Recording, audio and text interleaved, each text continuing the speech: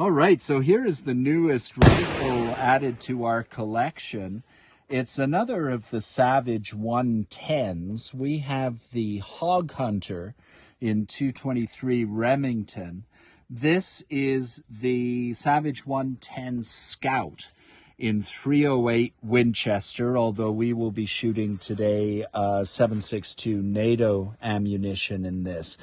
This is an attempt to produce and market a rifle that is in keeping with the Scout rifle concept developed by Colonel Carter, I believe, is Jeff Cooper.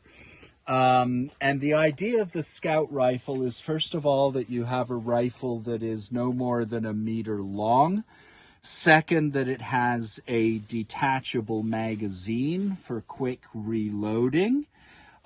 We don't have a scope on this, but it is drilled for a scope, and you can see that the scope is forward of the receiver, which was another of Cooper's ideas, to have a long eye relief scope that would allow you to keep a good peripheral view of what was going on around you.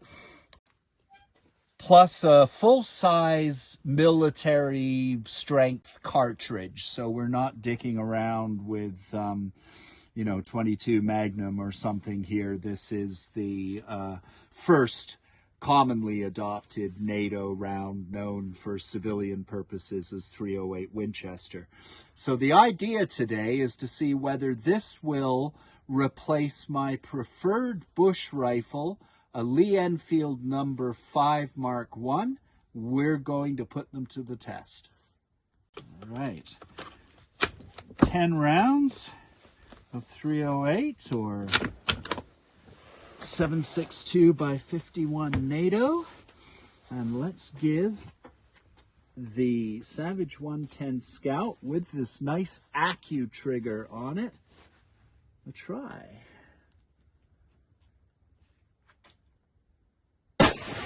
Oof. That's a lot of fanfare coming out that side. Oh yeah. Wow.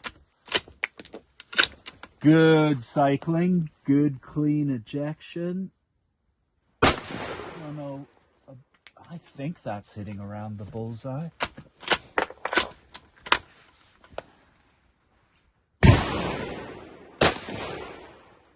That's definitely getting bullseyes.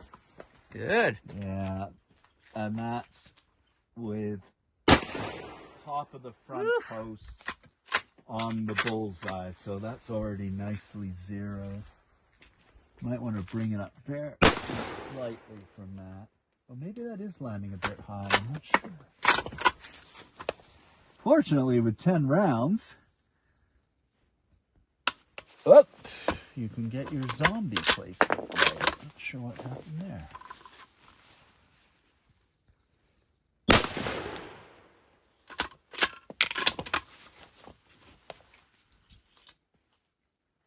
Oh, beauty. Wow. That's a noisy one. It's a noisy one. Okay. Ludmilla, Queen of the Bush. It's a lot of pressure. A lot of pressure coming out of the side of that muzzle brake, too. This is true. Yeah, this is a little bit closer. Holy smoke! Right? Holy crap! Now you know what I'm talking about. Okay, I'm going to stand a little to the rear here. Wow!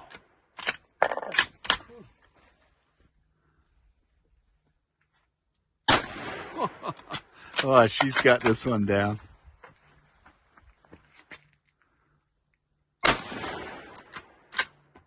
Oh, yeah.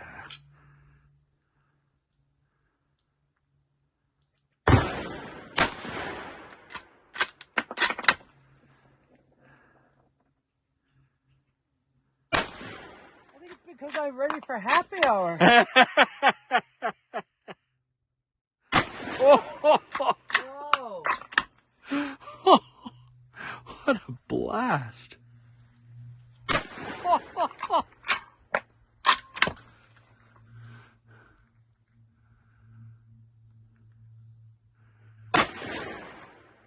That is unreal.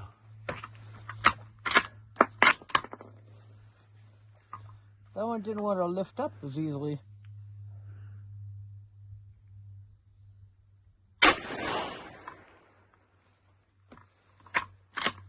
That's it. That's all. I'm all about my bullseyes too. So we've had pretty good success with this. That 7.62 by 51 round is a real thumper, and the muzzle brake sends a massive blast out of the side, but certainly does help with the rearward recoil. We found it pretty easy to cycle, particularly for a gun straight out of the box. Both myself and Ludmilla found it an accurate shooter, and I must give a shout out here to Ludmilla's bullseyes. Kathy with us here found it hard to pick up the sights. We've got this rear ghost ring arrangement and this sort of forward guidance sight, and that wasn't the most congenial for her. So I'll be interested to see if she finds the Lee Enfield ghost ring more manageable in that sense. So we'll move on to the Lee Enfield number 5 now. So this is the competition for Vasily's go-to bush rifle. This is the one that I've tended to use over the years. It is a Lee Enfield number 5 Mark I jungle carbine, shooting the potent .303 British rimmed round, which will take care of just about any predator in North America. 10-round magazine like the .308 that we were just firing. That was quite revolutionary for the Lee Enfield in its time and gave British soldiers a definite advantage.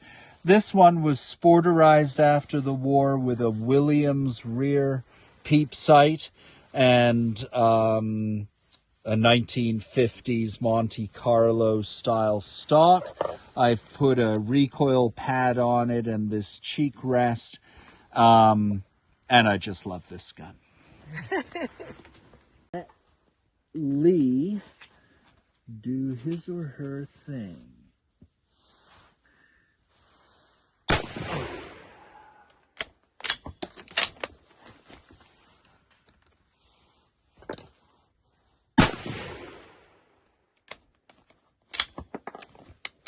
This one really is just point where you want it to go, and it will take the bullet there. It is so good.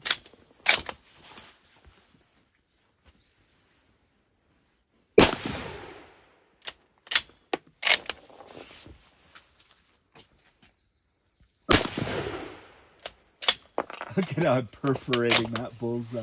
I might add, Vasily's target is on the right with all the bullseyes. Love how he does. Oh, beauty.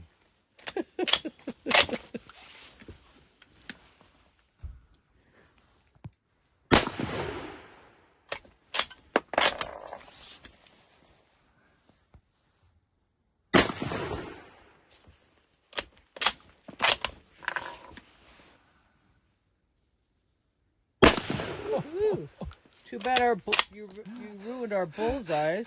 It's almost Mel. too much, you know. It's like 7.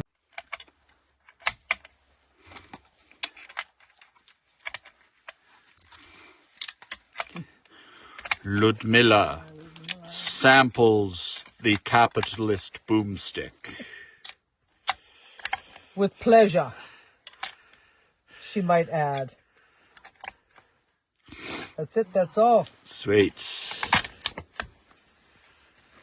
All right. Settle in, everyone. Here she goes. 10 rounds of .303. Look at Adam's target, my God.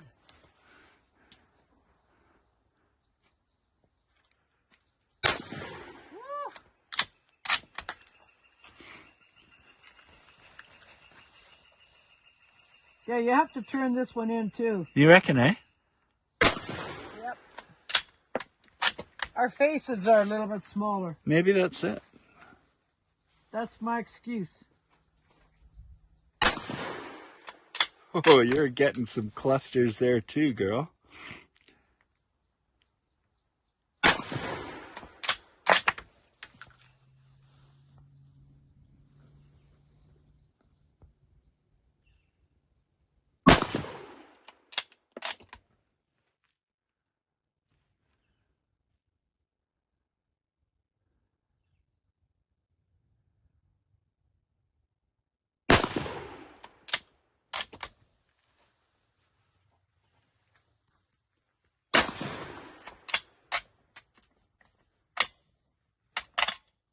Oh, something happened there.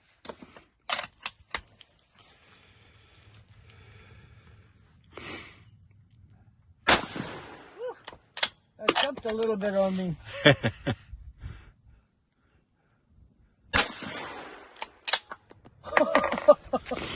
I think that's it. I think so too. That's fun. So we have tried out the Savage 110 Scout and our trusty old Lee Enfield number 5 Mark I. Very similar ammunition, 303 and 308. Effectively, both 10-round magazines, both manageable recoil, both smooth cycling. It's really hard to choose. I weighed both these guns at home, and somewhat to my surprise, the Savage was actually getting on for half a pound heavier than the Lee Enfield kitted out here. So maybe with the slightly lighter weight, that creamy smooth Enfield bolt, and just sheer sentimentality, I might be inclined to stick with my Lee Enfield for bush purposes. What do you say, ladies? Thumbs up to the Lee Enfield. Thumbs up to the Lee Enfield from Ludmilla, and I think Kathy is also going to go with that one. So a worthy attempt, Savage, but we're going to stick with the tried and true.